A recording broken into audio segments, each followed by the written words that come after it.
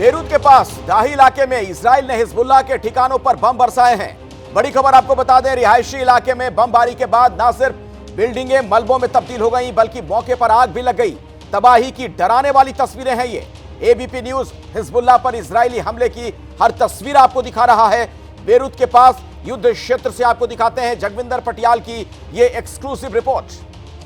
Lebanon की राजधानी Beirut के पास इजरायली फोर्सेस ने एक बड़ा एयर स्ट्राइक किया है। मेरे पीछे आप तस्वीरें देख रहे हैं बेरूत के राजधानी के पास उस इलाके की जो एक रिहायशी इलाका था, लेकिन इस इलाके की पूरी बिल्डिंग को जमींदोज कर दिया गया है।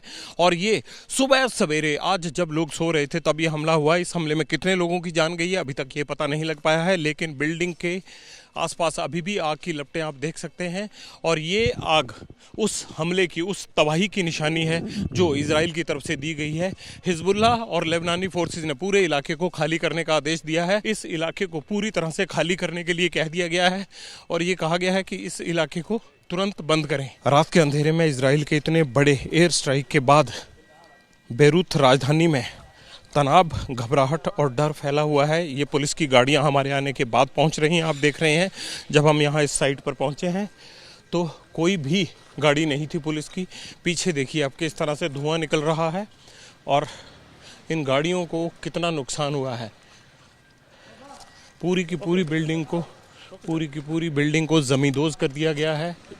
इस बिल्डिंग में क्या था, क्यों इस बिल्डिंग को निशाना बनाया गया, इस बारे में कुछ भी तस्वीर साफ नहीं है। लेकिन देखिए बाजार हो, घर हो, ये सारी तस्वीर साफ करती है कि इजराइल ने ये पिन पॉइंटेड अटैक किया है। यहाँ पर डिजास्टर मैनेजमेंट के जो लोग पहुँचे हैं, लोग जो उठ रहे हैं, देखिए वो किस तरह से वीडियो बना रहे हैं, हैरान हैं। इनकी गाड़ी को नुकसान पहुँचा है, इनकी दुकान को नुकसान पहुँचा है। ये सामने देखिए जिम्नेजियम था, जिम्नेजियम के पूरे शीशे और पूरी बिल्डिंग के परखच्चे उड़ गए हैं। और यही तस्वीर जो ऊपर धुआं उड़ रहा है, जिस तरह से ये धुआं उठ रहा है, इस तस्वीर को दर्शाता है कि जब यहाँ लोग रह रहे होंगे, सो रहे होंगे या रात को नींद में होंगे, कितना बड़ा हमला हुआ है। यहाँ पर बहुत सारे एजुकेशनल इंस्टीट्यूट हैं और बहुत सारी ऐसी इस्टेब्लिशमेंट हैं जहाँ पर लोग आकर अपना कामकाज करते थे। कई एंटरप्राइजेस के ऑफिसेज हम देख रहे हैं और इस पूरी तस्वीर को लोग जब उठ रहे हैं तो वो इस बात से हैरान है कि आखिरकार बेरूत की दहलीज पर इतना बड़ा ये हमला हुआ कैसे।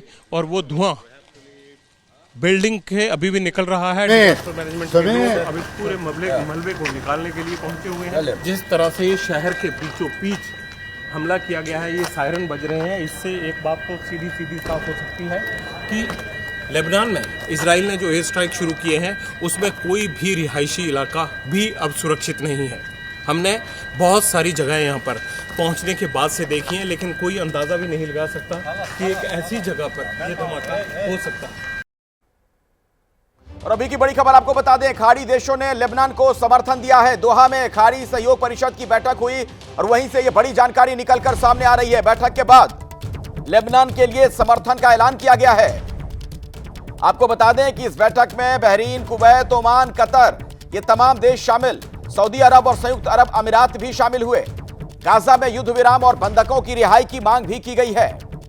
तो खाड़ी देश अब खड़े साथ में नजर आ रहे हैं। अभी की बड़ी खबर आपको बता दें, खाड़ी देशों ने लेबनान को समर्थन की बात कही है।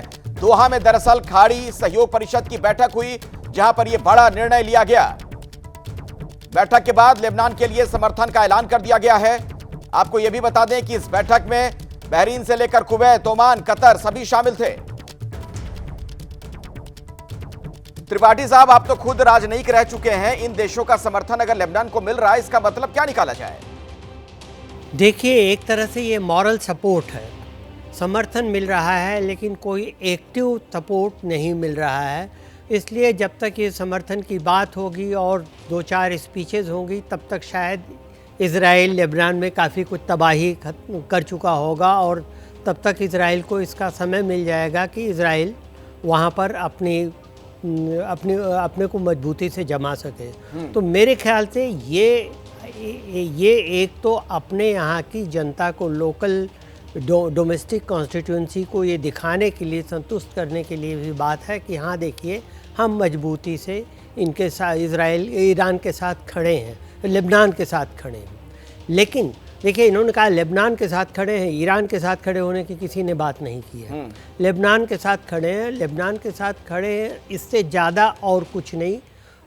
जो जहाँ तक रही बात कि एक्टिव सपोर्ट की या कुछ कंक्रीट स्टेप लेने की इस बारे में, वो अभी किसी भी देश की ओर से नहीं कहा गया है। तो मुझे लगता है कि ये बड़ा ही ल्यूकवार्म टाइप रिएक्शन है।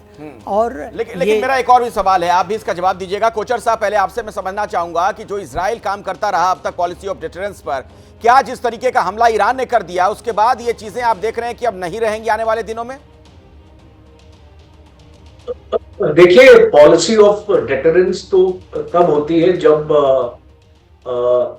दुश्मन आपकी ताकत को समझता है और आपके ऊपर वार नहीं करता है। जब एक बार वार हो जाता है तो कोई भी पॉलिसी ऑफ डिटरेंस रहती नहीं। और खास तौर पे इजरायली का अगर आप साइकी देखें, इजराइल एज ए नेशन, और वो घिरा हुआ है दुश्मनों के साथ। आपको मैं 1967 वॉर आपने देखी, 73 वॉर देखी, एक टाइम पे चार देशों के साथ इजराइल लड़ा है। और इजराइल की फौज उस टाइम पे बहुत कमजोर थी, और कमजोर फौज होने के बावजूद इजराइल ने फतेह हासिल करी। तो आप समझ सकते हैं कि इस देश का जज्बा क्या है। और इस जज्बे को अगर आप माइंड में रखेंगे तो सारी जो इस लड़ाई जो ये हो रही है, हम इसको अच्छी तरीके से समझ पाएंगे। और अभी आने वाले वक्त में और भी बुरी स्थिति होने वाली है ईरान की। वो टोटली कॉर्नर हो चुका है, बिकॉज ईरान के पास और कोई चारा नहीं था इजराइल को स्ट्राइक करने के लिए, क्योंकि हिजबुल्लाह का बहुत प्रेशर था ईरान के ऊपर। जी बिल्कुल। और अगर उसने अपने उसको प्रॉक्सीज को सस्टेन करना है, हाँ। तो उसको अपने प्रॉक्सीज का हाथ भी पकड़ना पड़ेगा। बिल्कुल, बहुत ही महत्वपूर्ण बात कोचर साहब आपने बताई। आगे भी आप लोगों से हमारी बातचीत जारी रहेगी।